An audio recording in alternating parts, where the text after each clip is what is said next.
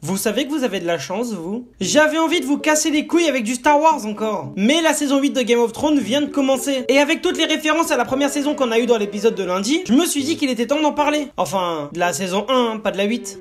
Hein? C'est bien décevant.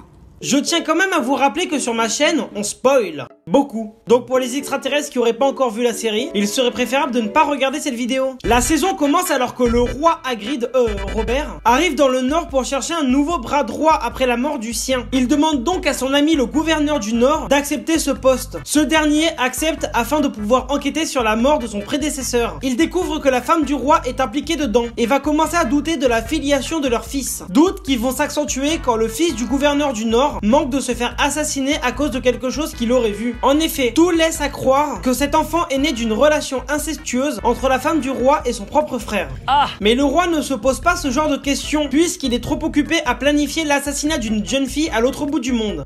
C'est d'ailleurs un exploit que le roi entreprenne quelque chose d'important puisqu'il préfère passer son temps à baiser, boire et chasser. C'est un gros mot. Et les problèmes commencent quand il revient d'une partie de chasse, blessé et sur le point de mourir. Il propose donc à son bras droit de prendre sa succession le temps que son fils atteigne la majorité. Mais la femme du roi avait tout prévu. Elle assoit son fils sur le trône et fait enfermer le bras droit du roi. Un arrangement est alors trouvé. Il doit avouer un crime quelconque en public pour se faire libérer. Mais le nouveau roi en décide autrement et demande à son bourreau d'exécuter notre héros. Il est sauvé in extremis par... rien en fait. Il se fait décapiter sous les yeux de ses deux filles. Son fils décide alors de préparer sa vengeance. Les deux frères de l'ancien roi apprennent alors la légitimité du nouveau roi et décident d'entrer en guerre contre lui. Débute alors la guerre des 5 rois.